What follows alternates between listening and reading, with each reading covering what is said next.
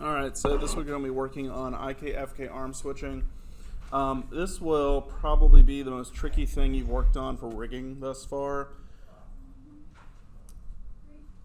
Ricardo seems to not enjoy that sentiment. Well, this is like a video game. You know, we start off with the easy stuff and you keep going up in the castle levels, right? So, well, you're going to be hitting the end-game boss soon enough, trust me. When you guys have to do your own rig, your own complete rig for your character. So you don't want to do that monster that, no. Well, joke's on you. That thing you made up in level 1, you now have to rig the entire thing in battle. Oh, God. Oh, no. So anyway, this week you're going to be working on this guy. His name is Arnold Palmer or Armand Hammer. Whatever. I don't care. Whatever name you want to come up with for him. So he is just an example.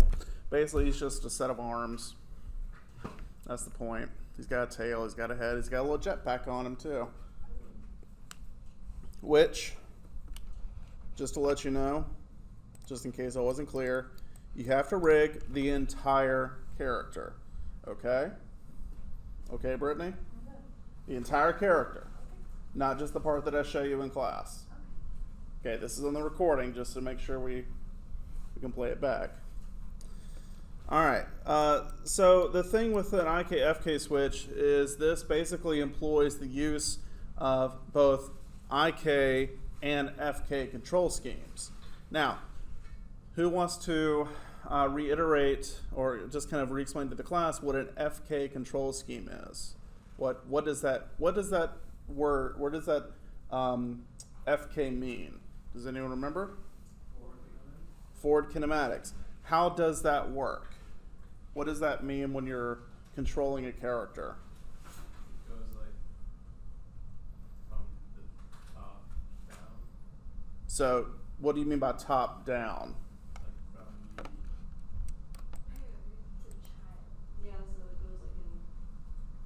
So, there we go. So what it means is I can go in and move. Let's switch this over.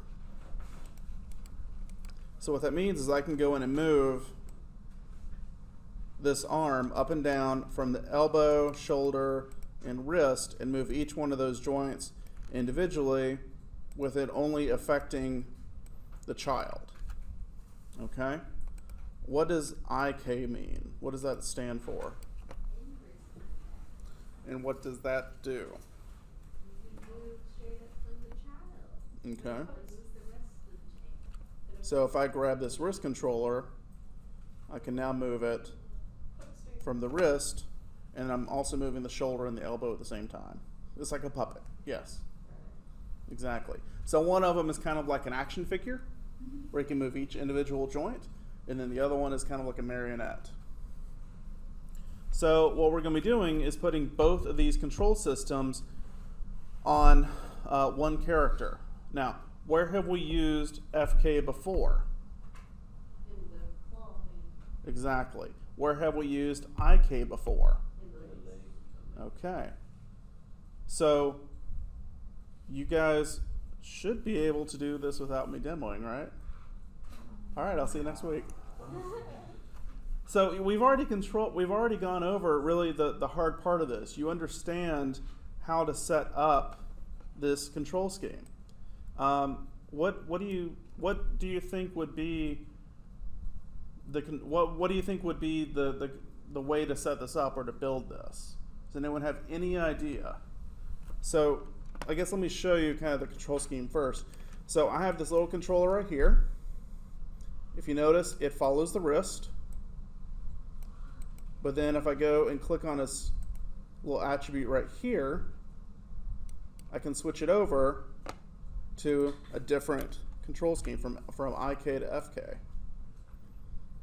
And you notice that it still controls the wrist, or it still follows the wrist. And then I can go back and forth. Does anyone have any inkling of how maybe this was set up? From what we already have done. Yes. Huh? Offset groups can be a part of this, but that's not necessarily how we set up this switch between the two systems. Would it be like how we did the I thing, where like it's like independent and then dependent? So then. So those were what? We've done this a few times. Driven? What? Set driven? Set-driven keys. Exactly. So we're using set-driven keys to basically have this control scheme switch between two different setups. So what? So the way that we're going to be doing this is actually having 3 different joint setups in the ARM. One of them is going to be the skinning joints. That is going to be the system that is going to swap between its two parents, being, what do you think the two parents will be? FK and IK, and then that'll be driven by a set-driven key, and that's going to go for every single joint. Okay? And that's pretty much it. We're using set-driven keys to run the shoulder, elbow, and wrist controllers so that they turn off and on when we turn off and on the IK or FK system. We also are going to be using the set-driven keys to flip Orient constraints so that that skinning joint system or those skinning joints flip from one parent to the other. Okay? It's like they're being handed off for the weekend to their parent. Meeting at a Starbucks? Huh? Said meeting at a Starbucks? I mean, it could be a Starbucks, you know, or it might be a Burger King on the side of the interstate. A Dairy Queen too, whatever. Hashtag divorced kids have problems too, it's all right. I can make that joke. All right. Something else we're going to be making sure to put in here is a Clavicle controller. You'll see this right here. This is kind of an interim shoulder joint. So if you guys all put your hand right here for me, raise your arm up. Okay. So when we raise our arm up, what happens to the shoulder? It rotates up, but it also moves up, right? So we have compression of the bones and muscles in here that's actually flexing our chest so that we can actually get a higher reach. So we want these characters to move like flesh and blood characters, right? Not action figures. If they were action figures, they would only do this. And they would get no further than this. Alrighty. Okay. So for the requirements for the rest of the rig, this guy has a tail. So it'll be up to you to figure out the way you want to control that tail. Probably a ribbon spine would be really cool to have in there. He also has a really short spine right through here. You could do a really short ribbon spine if you wanted to, or just a couple of FK controllers. Either one is fine. He has this wonderful backpack that is stuck to his back. This is how he gets around, a little jetpack. He's going to need a couple of controllers, one for each of these little winglets, and then probably some joints. They're going to go out and probably have a hinge somewhere right here so that he can move those wings around and fly around and do all sorts of weird acrobatics. I don't know what his backstory is, but he has no legs, so he needed a backpack. So this is how he gets around. The ultimate form of accessibility, right? Yeah. Plus he has a tail, and tails are cool. All right. And then don't forget the head. He has no eyes. Thank you. So don't worry about the eyes. Until next week, when we do faces. Do you see a mouth? No mouth. Thank you. But he has 6 fingers. It's okay, I'm pretty sure that's going to take a lot of seconds. Yes, yes it will. Exactly. All right, so let's go ahead and get this started. Any question about the assignment before I begin on this part? Okay.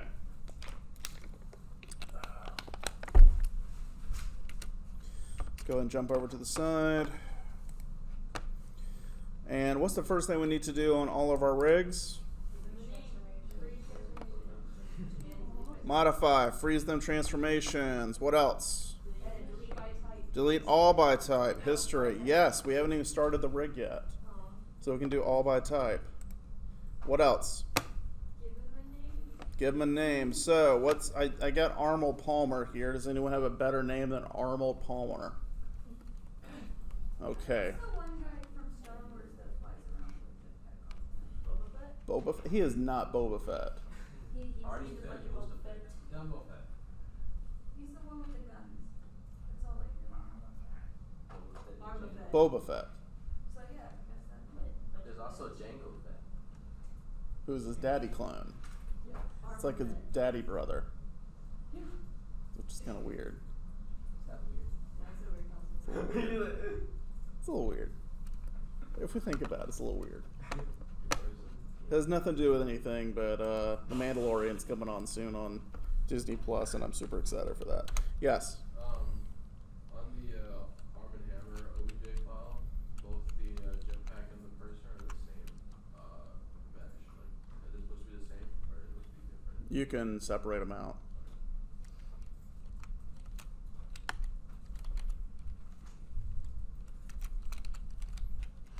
I'm just going to name him Arnold.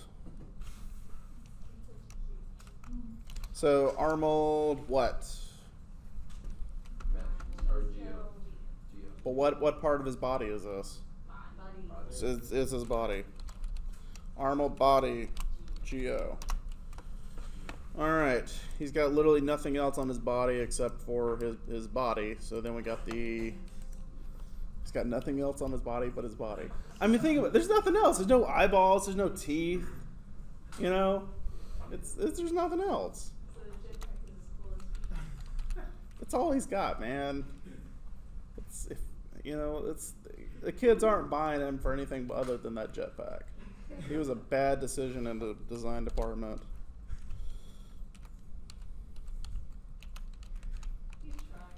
He's trying, so he is, yeah.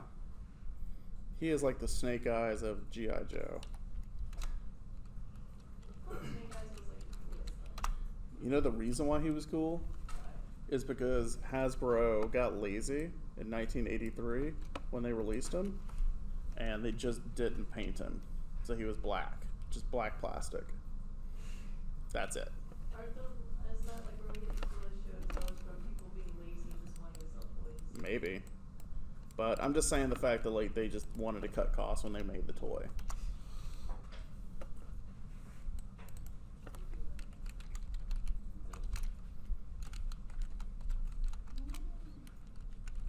Now, I'm not underscoring the coolness of him, but it's, it's kind of a lazy start to life.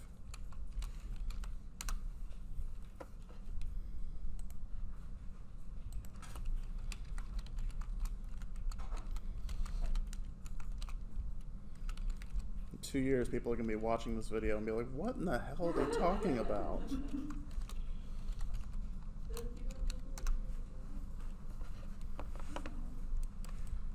I mean, it's kind of unfortunate, though, because you guys actually aren't even old enough to even remember G.I. Joe, like, in its original run. What? Channing Tatum. My uncle used to watch that. No. Cool and had you just watch like reruns. Okay, so G.I. Joe is not that good anymore. If you go back and watch it, it does not hold up. It's fun to watch, but it is... I mean, it was cool when I was a kid. I enjoyed it. Yeah. But even, like, it was just slightly before my time as well. Like, literally a year or 2 years before my time. So, So like, where you fall on the Transformers? Like, Huh? Like, where are you on the Transformers? Like, is it before your time? Transformers? No, actually, that was, like, a year before me as well, because I was born in '86. And so I came in, like, tail end of Masters of the Universe. Oh, wow. And Teenage Mutant Ninja Turtles were like my jam, like all in the early 90s, like late 80s, like that was my obsession. Yeah. But I got a lot of like hand-me-down He-Man toys, and I love those. I think my dad had the Megatron from when he turned into a gun. He had like the actual gun on it.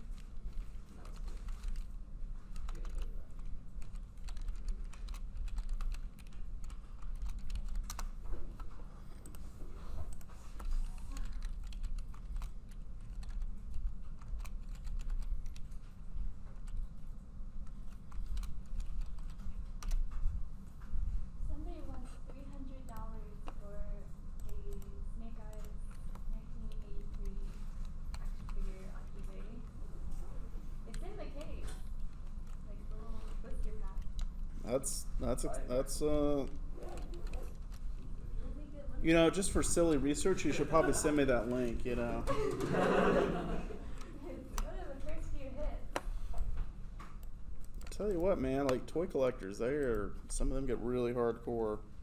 Yeah, they're selling individual parts. Like they've got the crotch just for $30. Wow.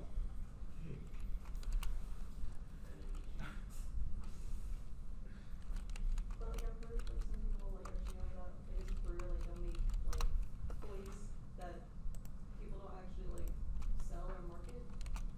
Like that's their whole thing. Like I think someone just made like an All Might toy or something. Like is someone custom ordering it? I've seen those ones that like You talking about just making like custom toys? Yeah. Oh yeah, I know plenty of people that do that. Like that's like their whole thing. Like that's their income, is they do that, and they do like a really good job on it too. Yeah. It's fantastic.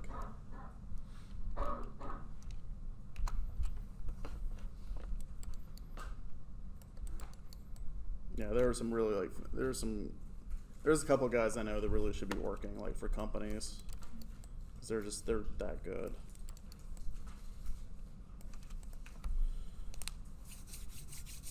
All right, we got the parts named. What are we gonna do next? What are we gonna group this as? Armold what? Char group char. All right.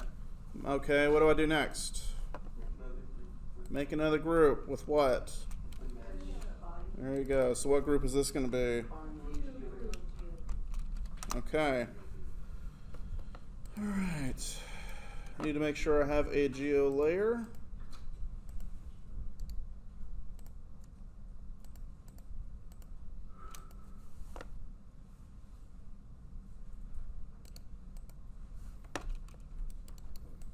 Okay. So, guess I'm ready to keep going now. All right, let's go start laying in some joints. What's going to be my first joint I'm going to work with? Okay. Where does the root go? Like sternum and chest. We're getting more humanoid now, so where do we put the root joint on the leg dude? Waist. Where on the waist? Like pelvis. put it right above the groin. So on the ostrich guy, if we stood him up straight, it'd be like right here, right? Yeah, so we're going to put the root joint right there as well. Granted, he has no legs, but we're going to make believe he does have legs. Okay? So just in general, like that's for humanoid-ish figures, that's where the root should go. Right in the groin.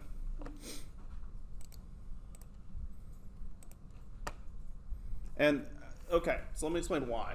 So the reason why is because we have to have a root controller, and really the kind of center of mass for our body is going to be where? Kinda like right. Like this area. So we should be able to grab that controller and move basically the entire top portion of the body, which is going to start with the groin area. Then we work our way up the spine, and we can move everything we need, but we need to start with that area. It's going to be a really weird control scheme if you grab, say, the chest, and then you have to move like the spine from here down. That's a really weird way to animate. If you guys have been through character animation yet, you'll know what I'm talking about, but I don't think anyone has. Has anyone been through character? You're in character animation right now? No, I took it last semester. So where's all the root controllers coming from?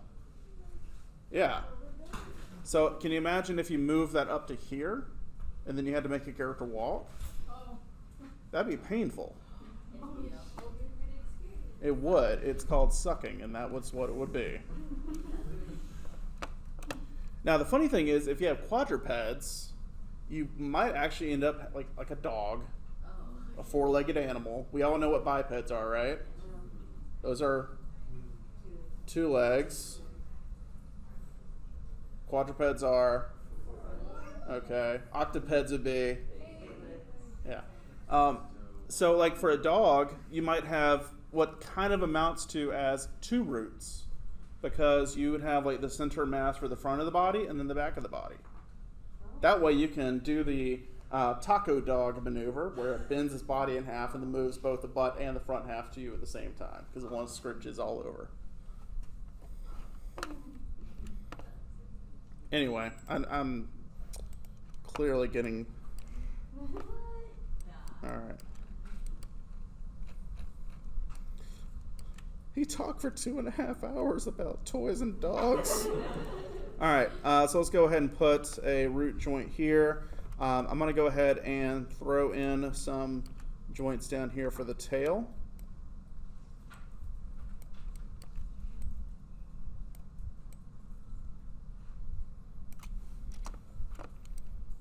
Okay.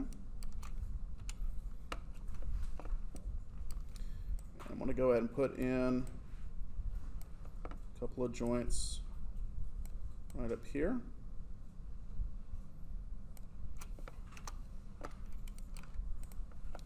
All right, so this one's going to be called what?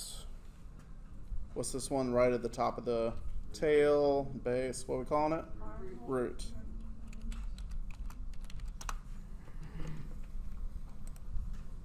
Let's go ahead and put this one in the proper parenting position.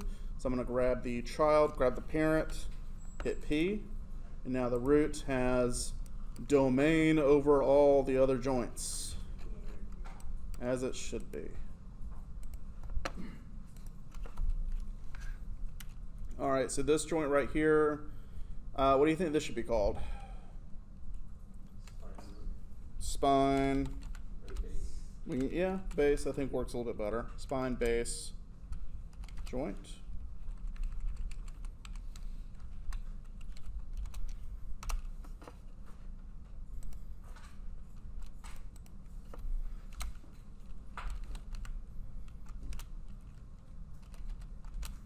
This will be spine joint 1.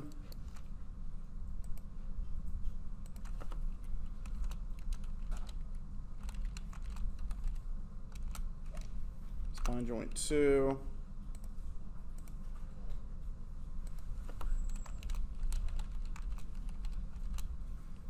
And then I'm going to do spine joint top. Okay. All right. You want to make sure that the spine, we have enough joints in here for him to be able to move basically just, you know, with a good enough range. It may actually be a halfway decent idea to put another joint right here.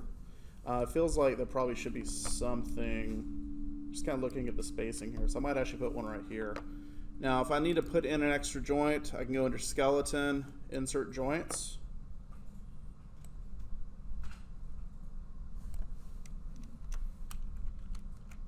Let's do that again.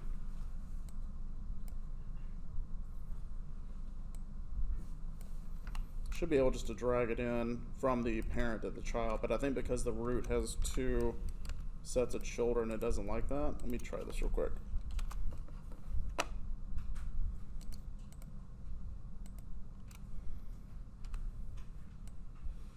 There we go. It gets wonky sometimes. All right, put that back in.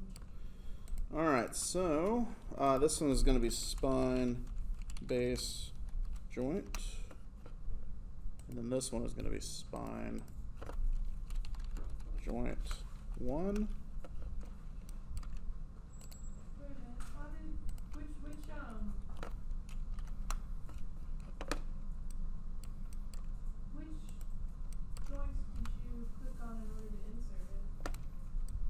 So the parent, you need to basically go from the parent and drag down to the child so you can insert a joint along that bone. Okay. Now I disconnected the tail because it wasn't sure, the tool was not sure which direction it needed to go in, and so it just made its own other extra joint. So just simplifying it, because normally the joints are going to have one basic or one child. So just by disconnecting this, it simplifies it to where the root only had one child instead too. So that's the reason why I disconnected it and had to reconnect it. Okay? Okay. All right, I'm going to adjust these just a little bit.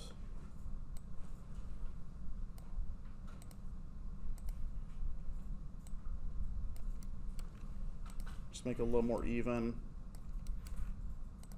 You guys remember what that joint tool I can use to kind of make sure all of my orientations are proper? Showed you guys last week. The reorient thingy. Yep, I can use Orient Joints. So I'm going to go back under Skeleton, Orient Joint, click Orient. So make sure everything's nice and even. All right.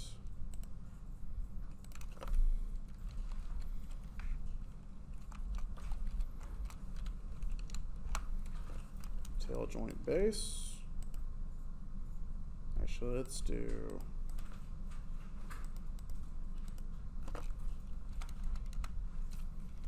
tail joint 1. I think I'm going to add an extra joint in there.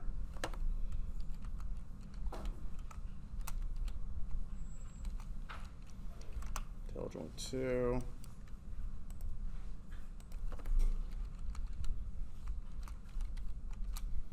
Tail joint 3.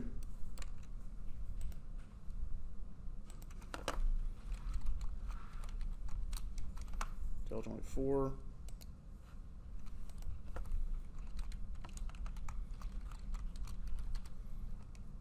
And then tail joint, what's this one? Tip. Okay.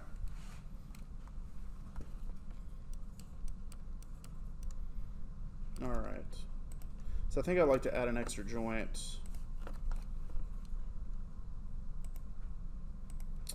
between the root and the first tail joint, so that there's like just a little extra piece of flexibility here in the waist, or right here at the tail base. So I'm gonna go and just kind of remove that.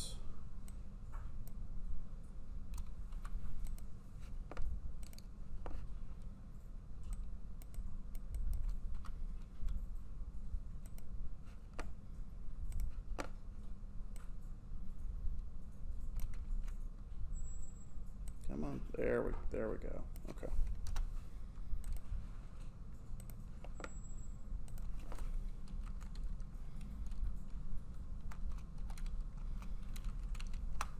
All right.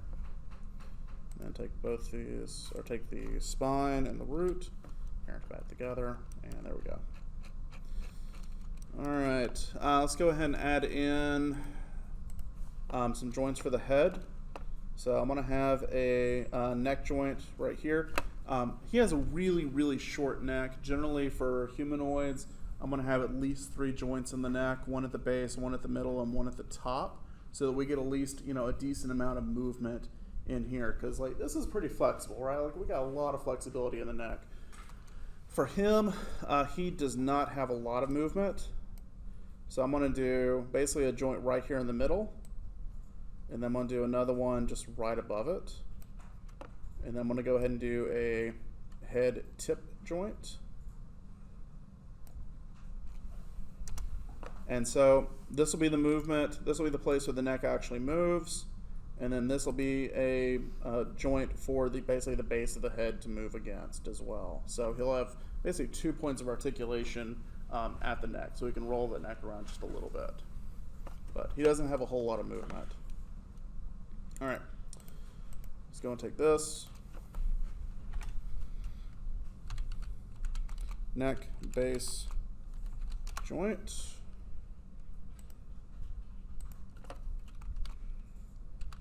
Head, base, joint.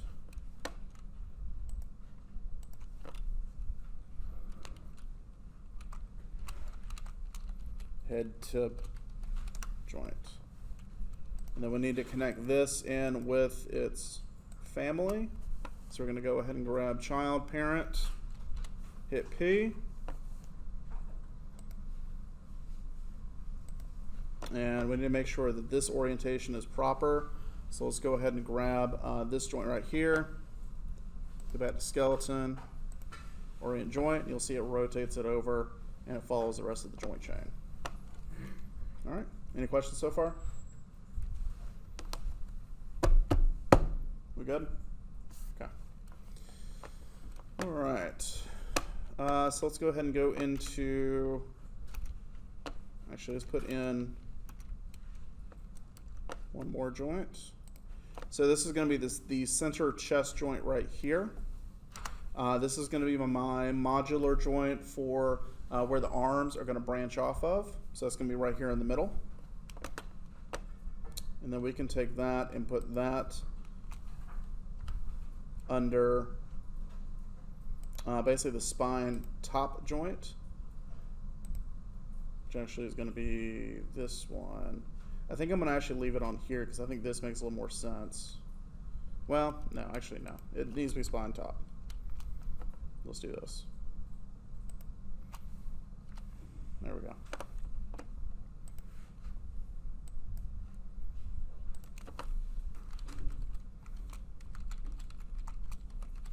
Chest center joint. Okay. Next thing I'm going to do is go ahead and make the arm joints. So I'm going to start off with my clavicle joint. That's going to go right about here. And then we're going to do our shoulder joint. This is going to go in the center of the shoulder. So right here where the pivot's going to be. That's going to go down to the elbow, and then we're going to have a wrist right here.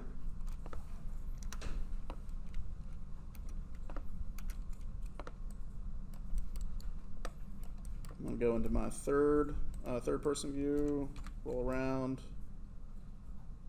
make sure this is down the center. That actually looks pretty decent. I'm going to go and take this, rotate this up.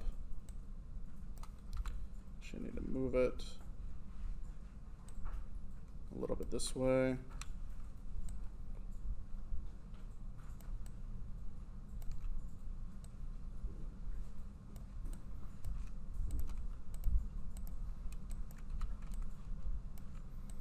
And then this is going to go where the wrist pivots right here.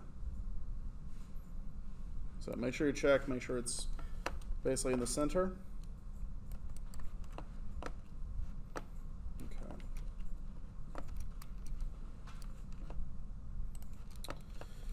All right, for the wrist, I'm going to go ahead and put a joint right here in the center of the hand. This is going to be what's referred to as a null joint. Anyone have any idea what a null joint might do? Huh? Just keeps it what in place? I guess kind of like stops the movement. No, a null joint actually doesn't do anything, at least not in terms of skinning. It doesn't have any controls associated with it. It doesn't really do anything else, but it's a good place to attach things to. So that IK switch controller, that's where you would actually attach the IK handle or the IKFK switch to. If you have weapons that are going to go into the hand, this is going to switch between the two. It's going to actually be a place that you can attach that to that doesn't move. So the wrist rotates a lot. That's a lot of movement to it. And if you attach something to the wrist, there's a chance that it might break or it might move off somewhere you don't want it to go. So by having a little joint right here, you can essentially bypass that and give yourself a safe spot that's not a highly mobile joint like, say, fingers or wrist. Okie doke? Okay. So that's going to be my null joint. And then let's do fingers. So I'm going to go ahead and do a finger base joint right here. Actually, I'm sorry, it's going to be a little bit, it's going to be like a buried joint because you actually have a little bit of pivot a little bit further down when you spread the fingers out. So this is going to be your base joint right here. And for him, he really only needs like 2 joints in the fingers, like one at the base and then one at the midpoint. And then we'll have one at the tip right here. But if you're doing a human, how many joints do we have in our fingers? 3. Or your thumb, you actually have 3. Right here. This is the joint too. But visibly we have 2 joints. There's a little bit of a trick question there. So one of them gotcha questions. All right, so let's go and do another buried joint right here. Then we'll do our base, do our midpoint, and then do our tip. And then let's go ahead and put in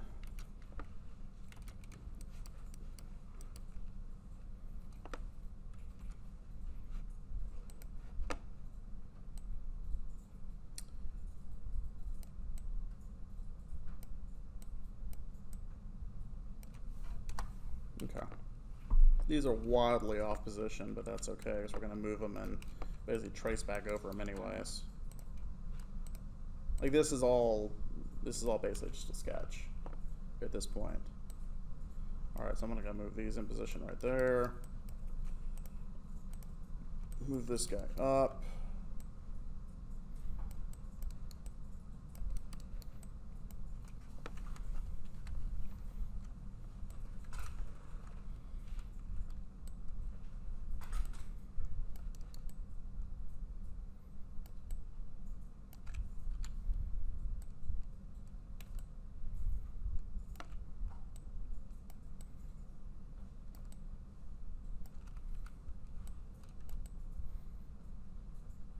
Okay, so I'm making sure that I'm basically trying to put this first joint for the thumb right where this pivot point would be right here. So if you kind of move your thumb left and right, you'll feel that it moves pretty far down, actually a lot further than you might originally think.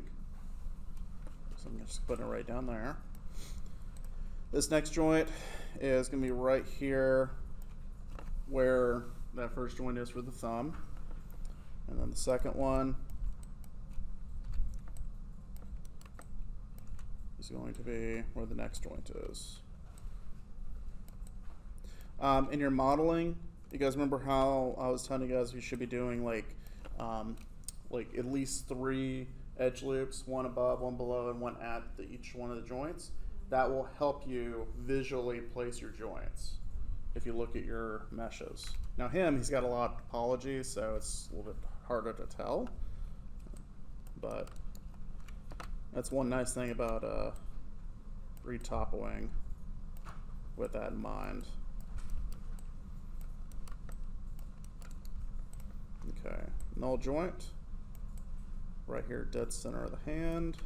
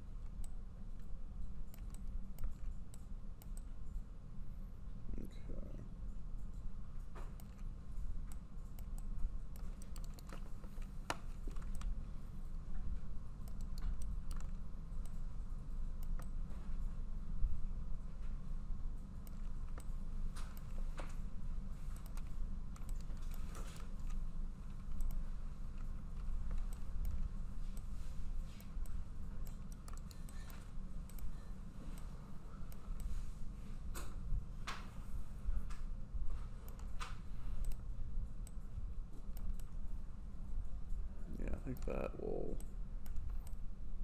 work. I keep trying to make sure I get the fingers in the right orientation for the actual mesh. So it'd be kind of weird if we had the fingers bending and then like they bend like at a weird angle. That'd be kind of odd and awful.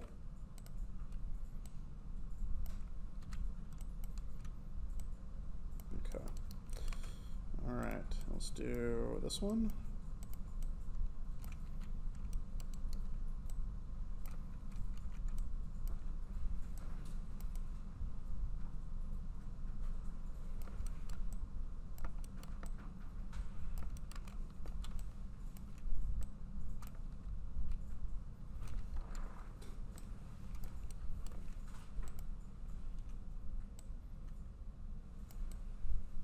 Anyone has any questions while I'm... So Yeah. the orientation of the tip hooks doesn't really matter because it's not connected to anything other than just itself. Everything's going to get reoriented once I go back and retrace all the joint chains. But so right now, no. Like I'm heavily messing up my orientations pretty badly by going in and moving everything around. But this is all just a draft. That's all it is. Okay. I think that's good. Okay. All right. So let's go ahead and do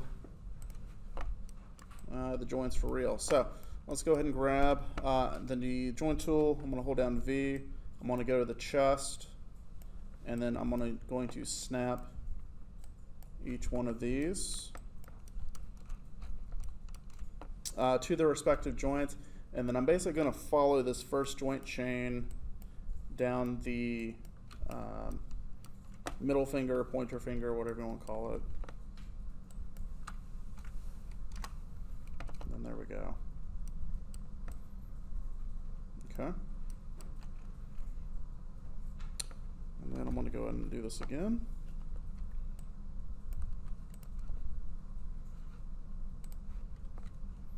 And then I'm going to snap from the null joint to this base joint. And I'm making sure to do it from the null joint just to make sure the orientations are proper for these first joints that are going to be mobile.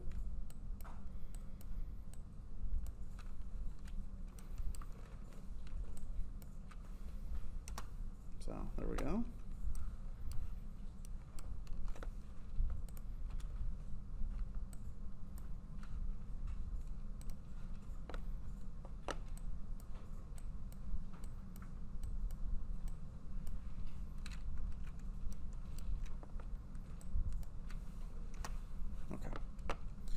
Alright, so this joint chain, that joint chain, and this joint chain are going to be used.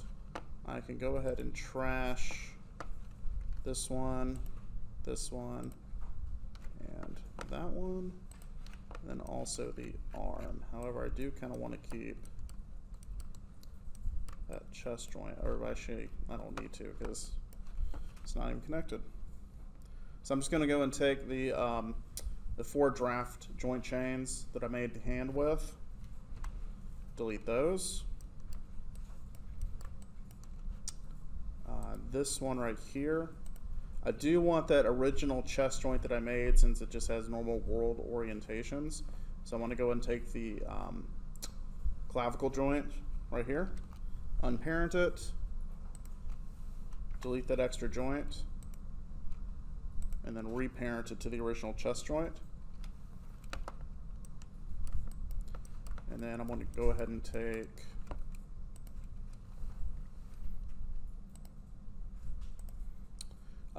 so the joint chains here for the thumb and the pinky both have an extra null joint in here. I don't need those.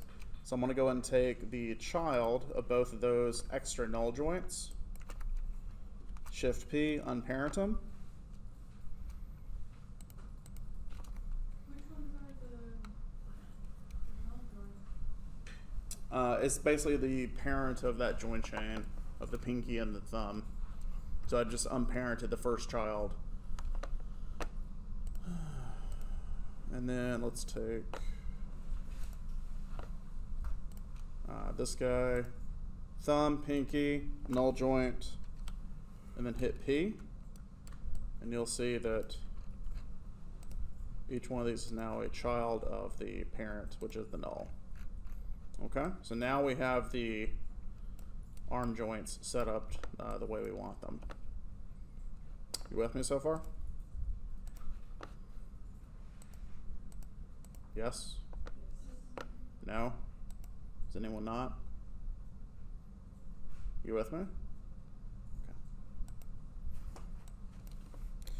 All right, so I need to go ahead and rename some of these joints. What's this one going to be called? What have I been calling it? Clavicle. Clavicle joint. Wouldn't that be the right one?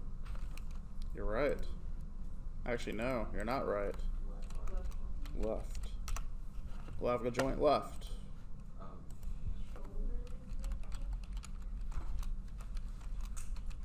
shoulder joint left.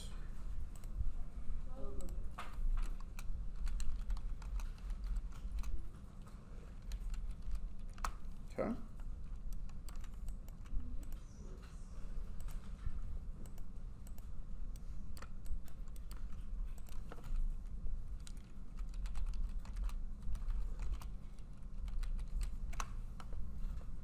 Okay, what's this one? No.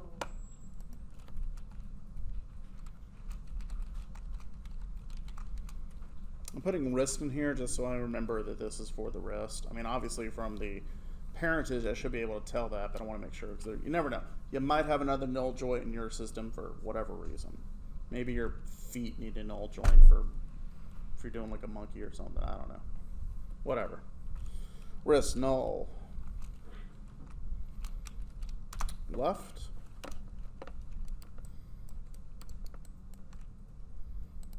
Okay. What's this one going to be?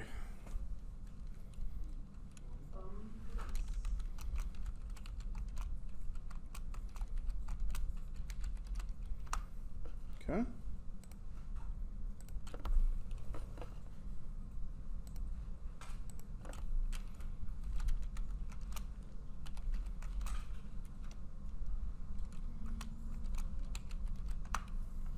Okay.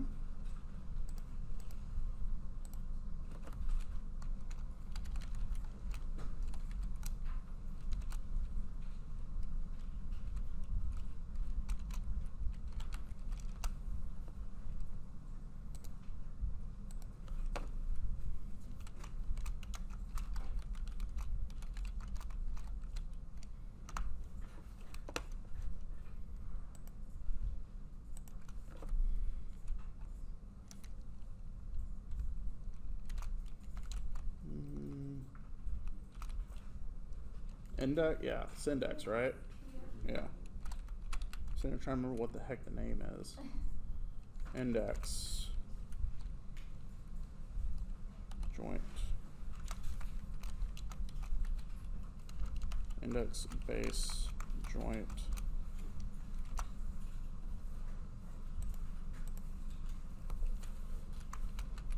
Left.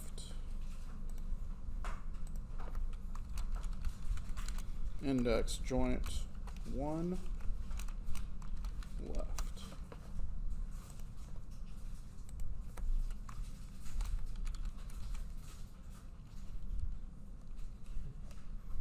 Am I hearing food?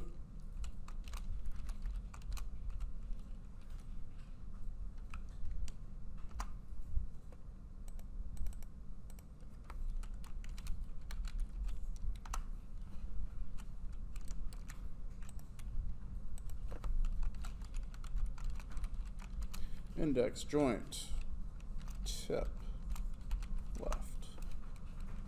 This is so exciting, guys. All right, pinky joint base left. Oh, we're almost there. I can feel it. Pinky joint 1 left.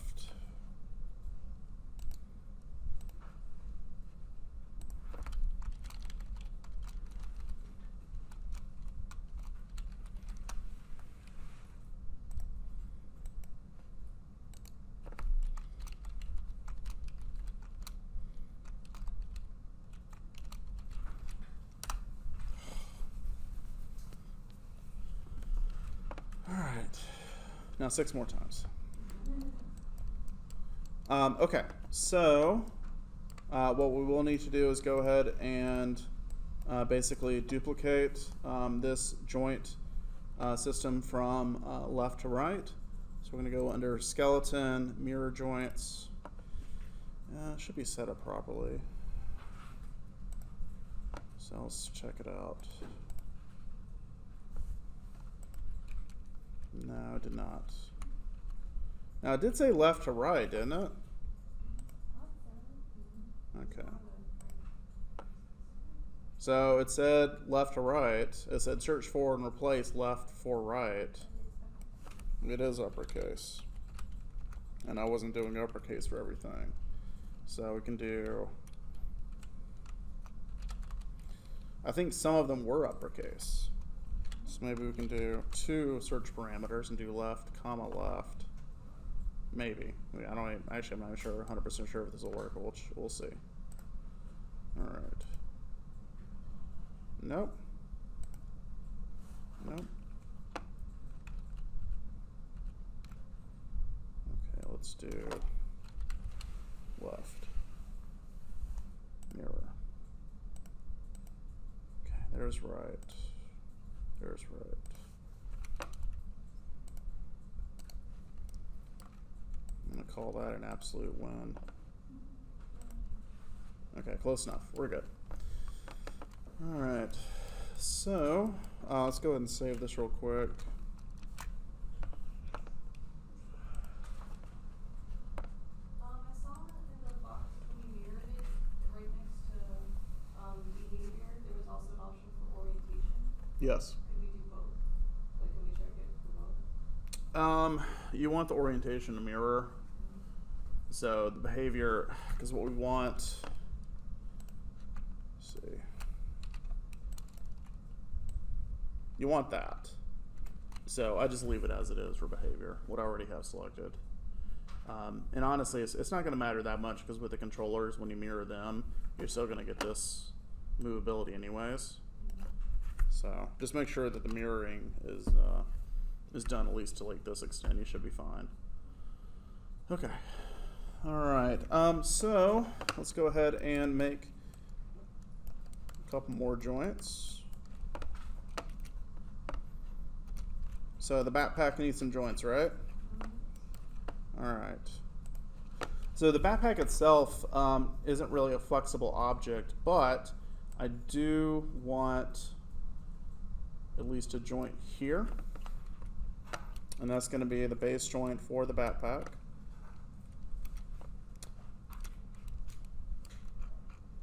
And then I'm going to go ahead and go right here for where the pivot's going to be. And then I'm going to do a tip joint right there.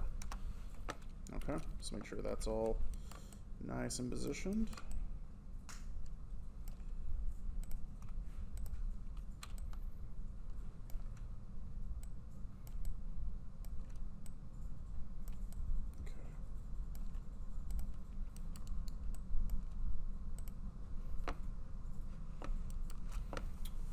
We'll do, I should just go name it first. Backpack wing joint base left. Wing joint tip left.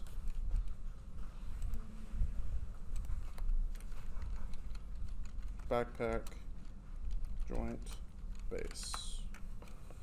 Okay. We'll go to skeleton, mirror. Excellent. And I'm gonna go ahead and click on, let's reorient the joints. Actually, let's go and give it a parent first. So let's do the top of the spine. So it's gonna go into there. And then that should at least give this guy right here something to orient against. And then we'll go to skeleton, orient joint.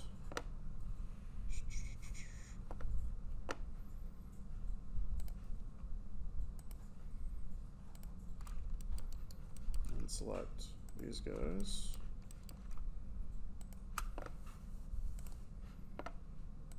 Orient. Just to make sure everything works fine. All right. All right, I think that's like literally all the joints we need except for the IKFK for the arms. So I'm gonna go ahead and click on these arms here. I'm gonna hit Control D twice. That's gonna duplicate the arms 2 times.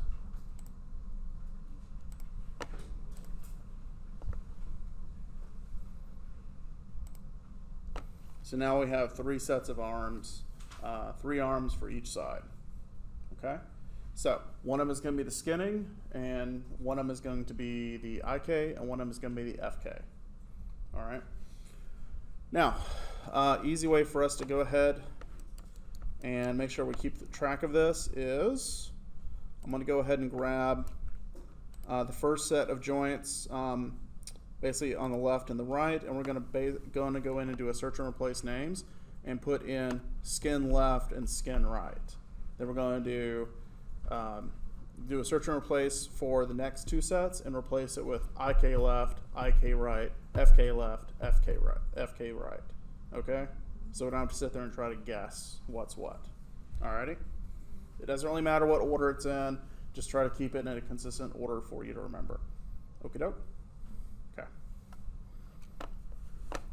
Alright, so let's go ahead and do grab actually both of these sets. And we'll do modify search and replace. What is common between these two sets? Okay, think about the hierarchy. If we keep going down the hierarchy on these two,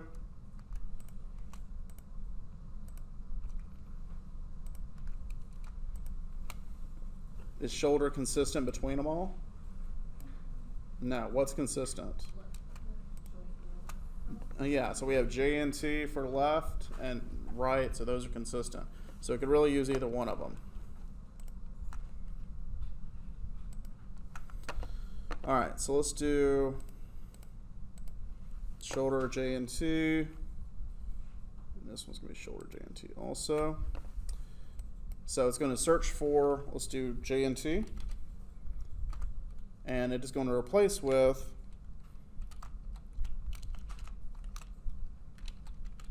skinning J and T.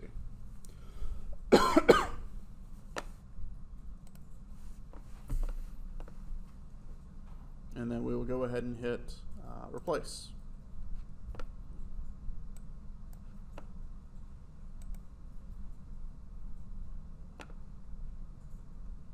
So really we're kind of looking for shoulder, elbow, and wrist. Those are the three joints that we need to really pay attention to and make sure that they are there.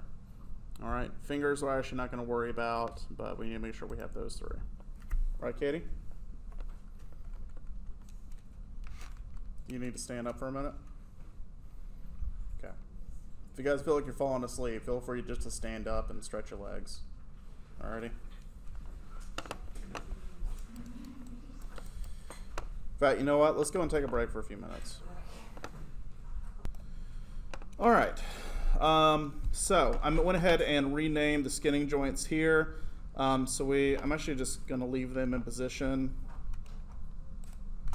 And then I'm going to go down to the next shoulder joints right here. And we're going to do another search and replace. I am recording, right? Yes, okay. So I'm going to go back to modify, search and replace. And so this is going to be looking for J and T. It's going to replace it with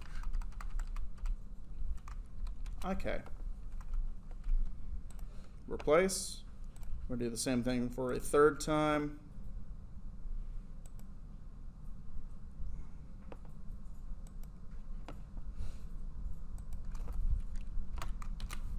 And do FK. You guys with me? So we're just basically just renaming these three sets of joints. Okie doke.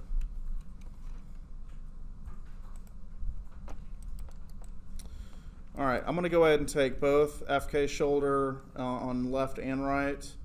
I want to move it back. I'm not going to move it back like that, but let's do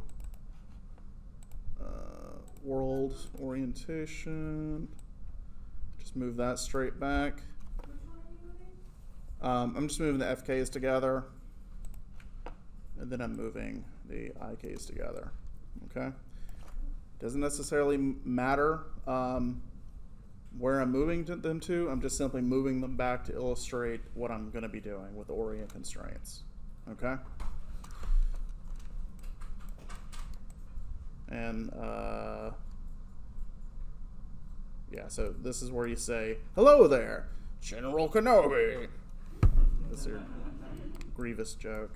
All right. So I'm going to go ahead and do my Orient Constraints now. So I need to click on both the parents and then the child. So the parent is going to be 1, 2. So it's going to be FK, IK, and then skinning. All right, since that's going to be the child here. Got it?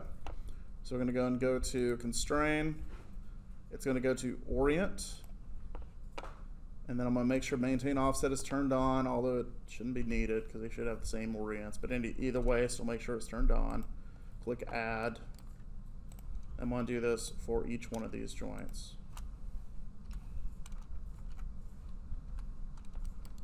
And I'm only going to be doing this down to the wrist. Okay? And so let's go ahead and talk about what I don't need. So on these extra joint chains, I don't need anything really below the null.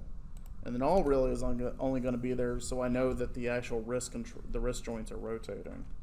So I'm going to delete the FK and IK finger joints.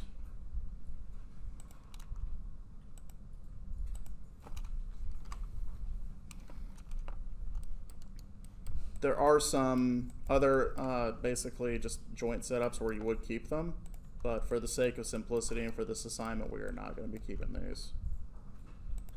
So I'm just going to delete this.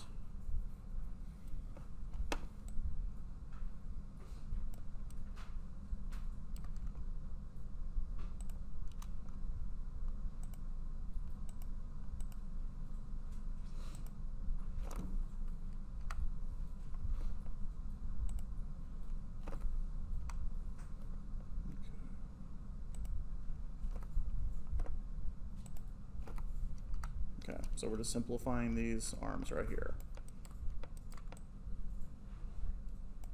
All right, let's go ahead and run those Orient Constraints one more time. So that's going to be IKFK, and then we're going to be doing the child, which is going to be skinning. Let's go to Orient, parent, child, Orient, and then parent, child. Okay? So just double check, make sure we have Orient Constraints. I see an Orient Constraint here. We're good.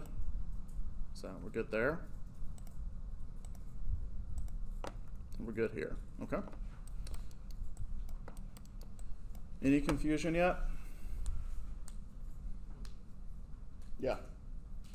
You had the select tool when you separated them out. Did you right click on the move to get that menu, the tool settings? What do you mean? Are you talking about when I expanded this in the outliner? The move tool, the settings. Oh, just double click on it. Okay.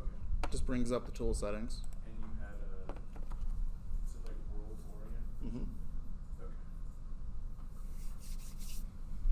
Sure did. All right. So if I go ahead and click, so let's go and just kind of illustrate what just happened here. So if I click on this joint right here, we'll see that we have blue dashes next to rotate X, Y, and Z. What does that mean? It's constrained, so it has an incoming connection to something, right? Okay, so let's find out what happens if I go ahead and grab one of the two parents.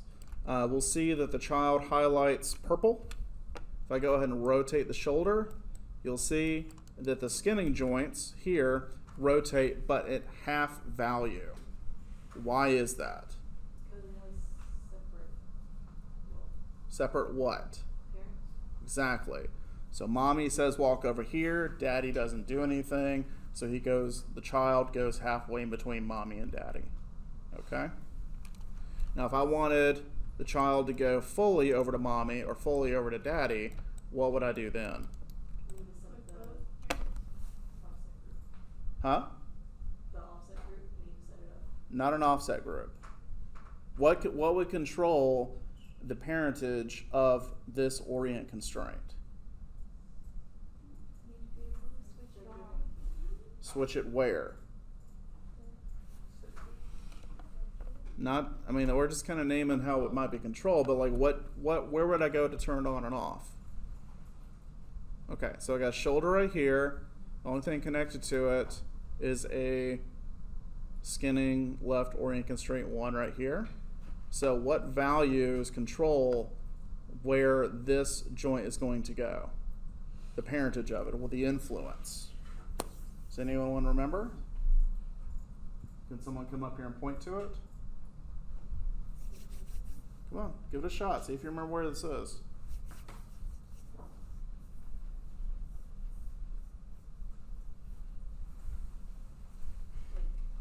These values up here. Yep. So if I change one of these to 0, what do you think is going to happen?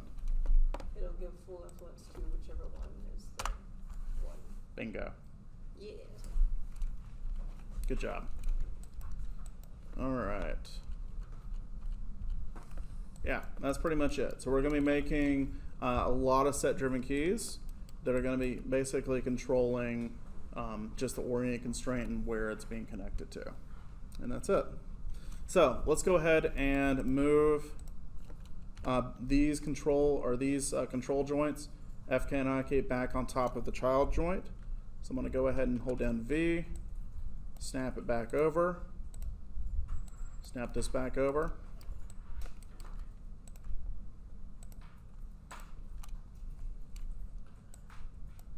And then snap these back over, okay?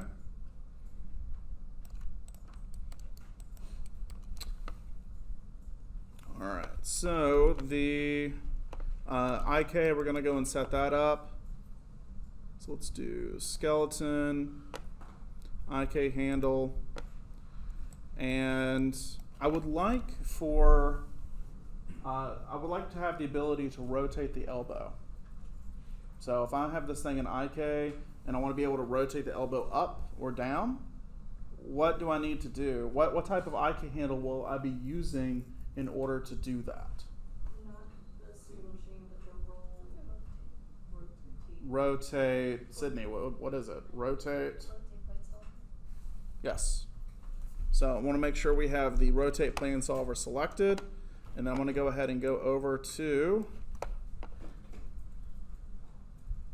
let's go ahead and collapse the shoulder skinning joints. I'm going to go to shoulder IK, and we're going to go ahead and click on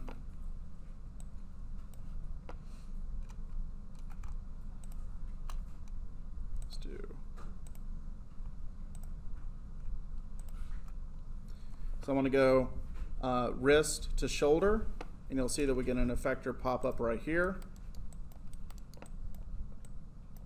And then you'll see we have an IK handle that pops up right here, okay? So then if I go ahead and click and drag the wrist around with the IK handle selected, you'll see now I get that wonderful IK movement. Ooh. All right, let's do that again on the other side. So let's go ahead and collapse the clavicle left. Let's go ahead and collapse the shoulder. Okay. I'm going to go and click on my IK handle tool right here, wrist, shoulder, and it gives me the handle right there that I need. Coolio? All right. See, this is easy. We're just like revisiting old things. Let's just review for you, right? Say what? So I like this method of learning. It's like I'm teaching you something. All right. So let's go ahead and let's go and get our controllers up actually. Let's see, I bet it didn't save, did it? No. Okay, I gotta load that thing again. Oh, yeah, I was gonna ask you about that, so like, am I just have to reload it every time I start up a new, project, but even if I save my shelf, it still just keeps disappearing, so every time I close out, I need to keep reopening the screen. So on my computer, I have okay, so in Windows, you actually do have a place you're supposed to be putting your scripts. I'm kind of halfway on doing it there and not doing it there. I have a folder that I just keep a whole bunch of scripts in, and then I just kind of link to those. And when I do save my shelf, it does save them. So I'm not sure why it doesn't save them here. It's kind of, it should save them. Like it should do that. But let me just show you where the folder is on these computers. Because I might be able just to drop it in here and it might work just fine. Anyway, documents, my 2018 scripts, and you can drop it in there. And you can also drop it in the preferences folder under scripts here and see if that'll keep it there too. So there's like 2 locations you can put them in. But this normal scripts folder should be fine. And then where that location is in Mac, it's somewhere. Yeah. It's a different location.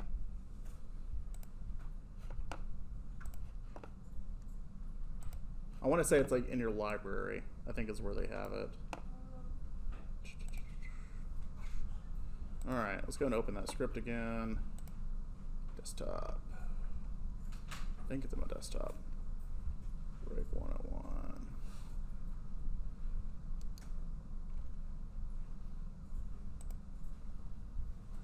There it is. Okay. And source it.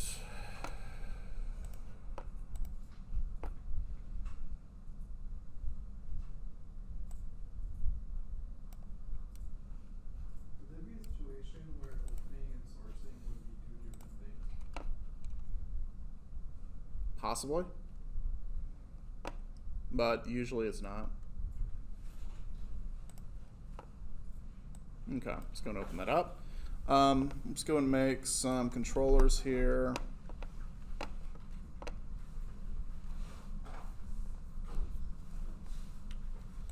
want to do a spear.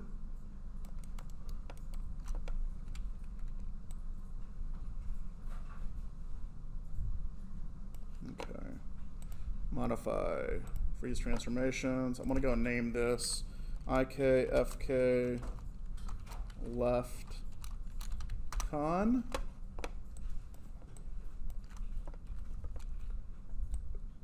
And we will go ahead and snap this over to the null joint.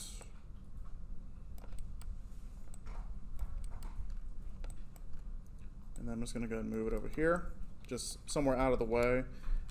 I usually like to put my IKFK switches like right here on the arm, just because that's usually like on the top of the arm, or top of the hand, you might have like finger controls, and then like maybe on the bottom you have like some other controller, or it usually might get messed up or kind of hidden when you like move your hand over this way. So I find putting it like right here makes a lot of sense, because that's usually not a place that's going to get hidden, or it's going to be an easier place to access.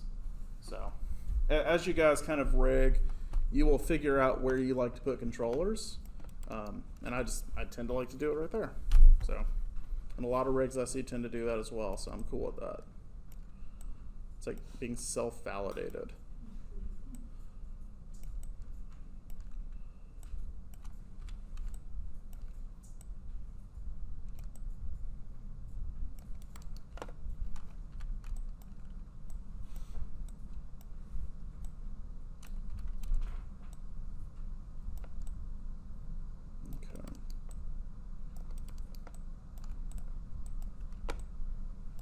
And FYI, this is totally a system that can be applied for legs as well. A lot of rigs will have FK/IK switches on the legs. So if you're not walking, maybe if you have like a character that's like leaping or flying or something, they can switch over to FK, and you can control the legs a little bit more easily that way. All right, freeze transformations. And then I'm gonna go ahead and take this guy. I'm going to go ahead and group him to himself, and that's going to be IKFK con group. And then I will do a duplicate special. So now I have a controller over here.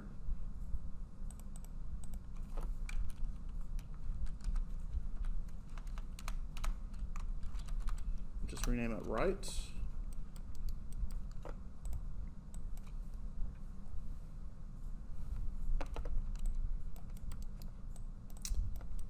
And I will take this controller, and it is going to have to be parented to this null joint.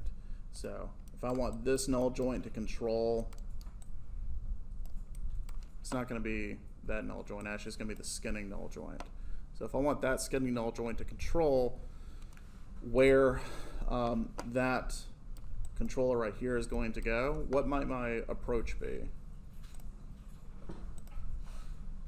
Who can tell me? What would I do if I want the controller to follow the joint? If I wanted a controller to follow to make a joint follow it, parent constraint. So if what is going to be the order of selection to make the controller follow the joint? Joint first. No, controller. Yes. So let's go ahead and grab the null left joint.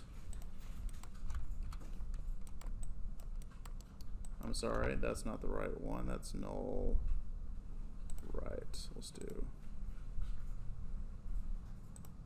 this null left. Okay.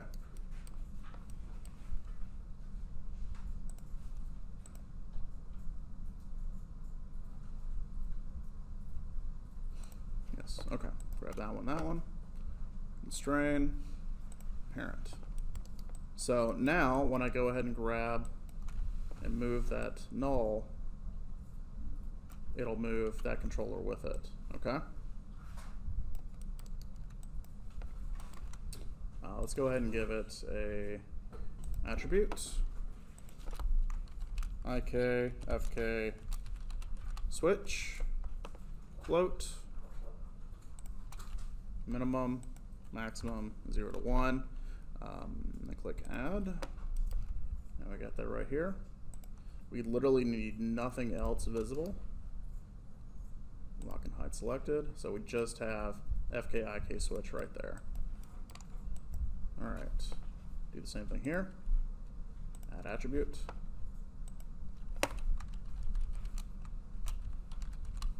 Okay, FK switch.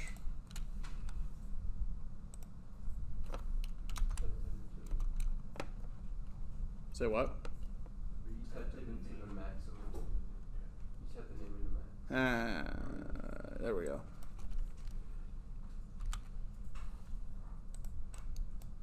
The minimum is literally that name. Okay.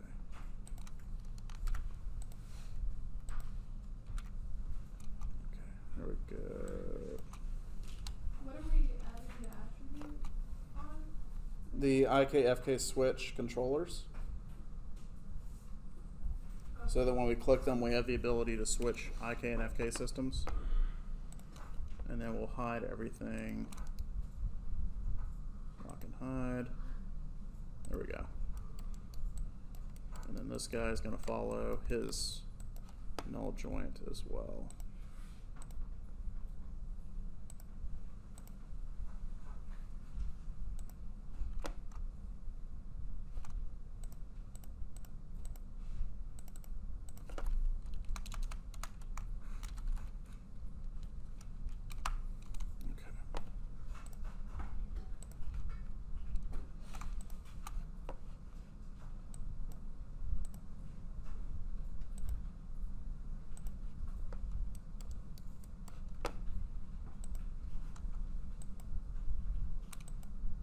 Oh, that's right, because I have it hidden. I need to go ahead and actually unlock.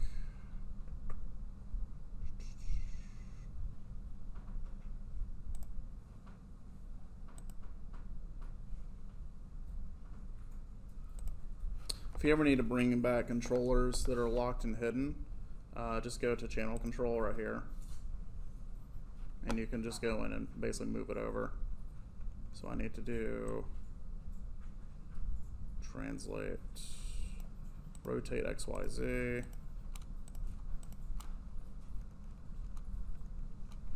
translate X, Y, Z. Just move it over. Now I can do the parent.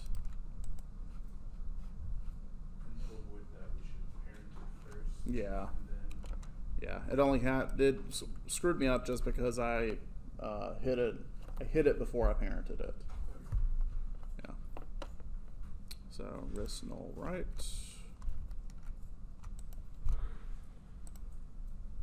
Parent. It's got another one it's trying to constrain to.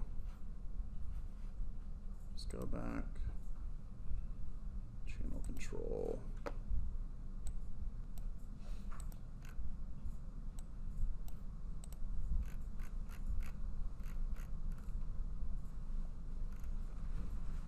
It's probably visibility.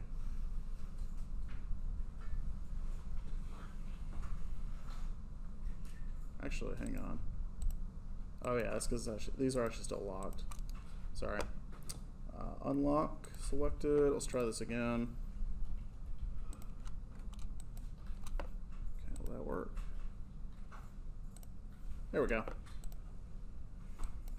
Make sure this works. Yep. Now we can hide these.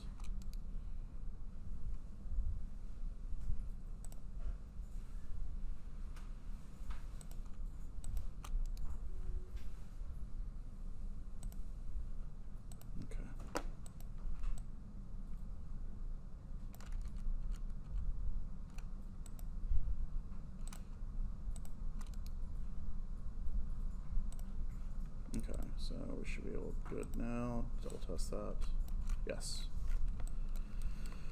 Okay, let's go ahead and start making some controllers for the ARM.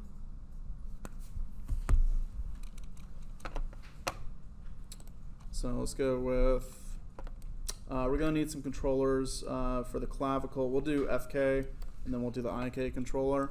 So FK is going to be just 2 circles. Those will be fine. So this is going to be FK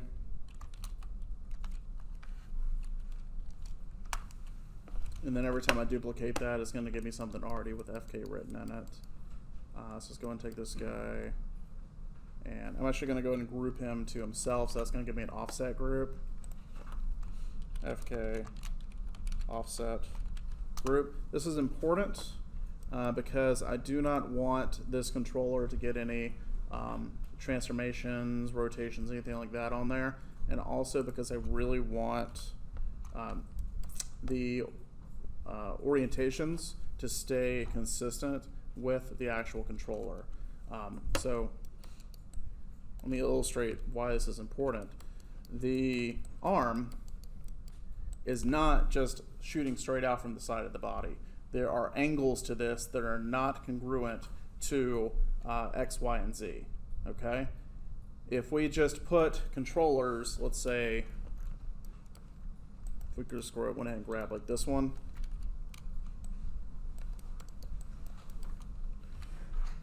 and then move this up here, and move that right here, and then did another one here,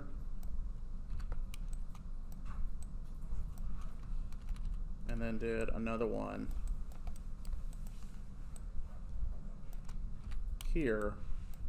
What I'm doing is I'm basically rotating these FK controllers to where they will be kind of facing down the joint chain and giving me something that that basically gives me the rotational axis that makes sense for that joint. So like an elbow, for example, should probably rotate along like this axis right here, okay? Because that's gonna make sense for like this joint to move. Really, the elbow only rotates in one axis, right? Like I can't rotate my elbow backwards, I can't rotate my elbow up or down, I have to rotate the entire arm to do that, okay? So that's why I'm rotating each one of these controllers to accomplish that. And actually, to be fair, even this one needs to be probably rotated a little bit. Now, with each one of these controllers, you'll see that I have translates and rotates for all of this. How do I get rid of these? Freeze transformations. Okay, so let's follow this through. So if I go through and freeze my transformations, what happens to my rotational axes? They're reset to the world. So that means that if I want to close this arm, I don't have an easy access or an easy axis for me to do that. If I want to close the arm up, I have to kind of freehand it that way. And that's a pain in the butt, because you really should be able just to grab like one axis, like an X, Y, or Z, and rotate the arm up or down, forward and back, and close the elbows. And same thing for the wrist, okay? So that's the problem. You don't want to do this. Got it? Everyone with me? No bueno. Don't do this. So, in order to get around this, this is where offset groups are going to be coming in handy. With an offset group, which means we are taking a controller, grouping it to itself. So I'm grabbing that group, this one right here. You'll see that, again, we have that little FK controller nested inside. I can grab the group and move it. And I can rotate it. And I can really do whatever the hell I want with this thing. So we can snap it up to that joint. You'll see that the offset group has the translation, rotation in there, right? Okay. But if I click on the actual controller, it has none of that.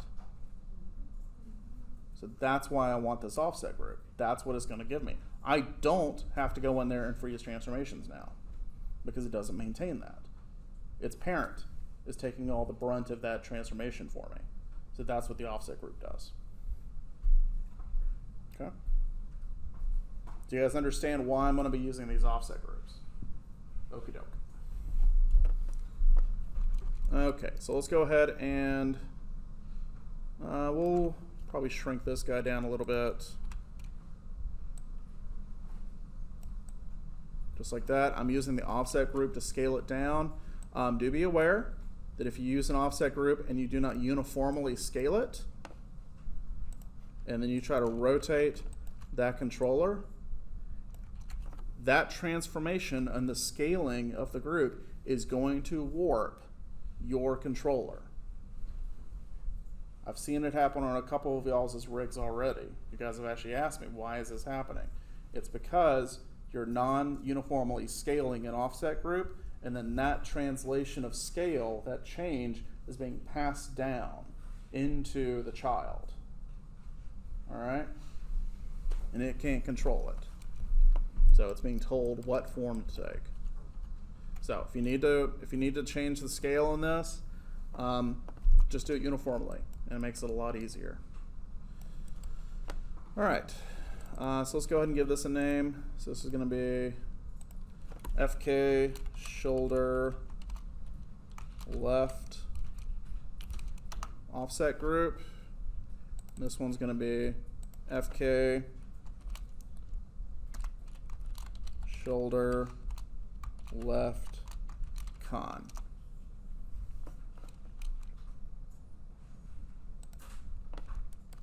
Let's go and duplicate. I'm duplicating the offset group, and move this guy down to the elbow. And I'm going to go ahead and rotate this to where it matches the axis of the elbow.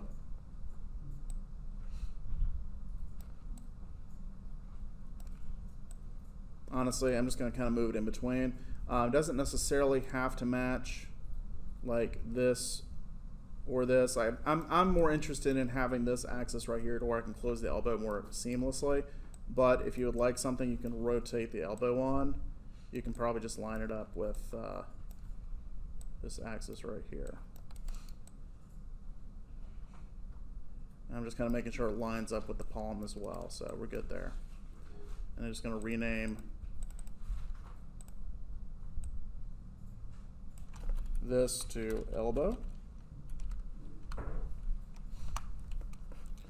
And then the child is going to be renamed as well.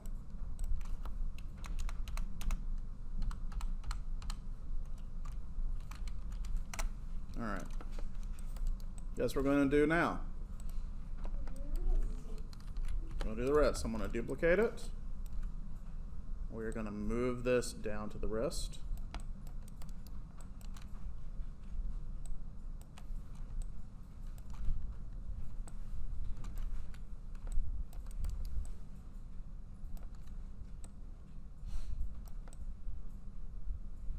So I'm probably going to keep the same axis as the elbow. Just make sure it's nice and centered, and I think we're probably good.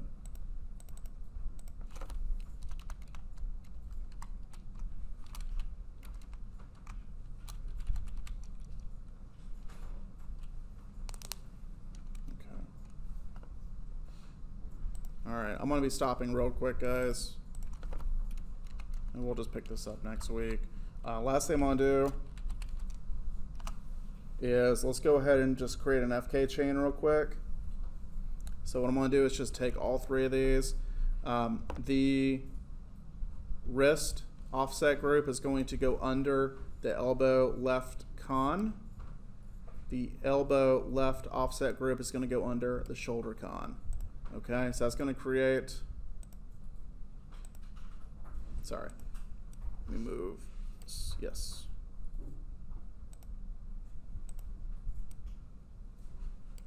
Okay, there we go. So we're going to get basically a pattern of offset group, con, offset group, con, offset group, con, offset group, con, and just kind of work your way down. And that's going to be the same way for the fingers. Okay, so just going to keep going all the way down. The fingers themselves actually will not be parented under the FK. They will be their own thing, and they're actually going to be parent constrained to the null joint for the wrist, for the skinning joint for the wrist, since they got to go with FK and IK. Okay? So if we just go ahead and test this, I don't have any rotations or transformations. This works, and that works. All right. Any questions so far?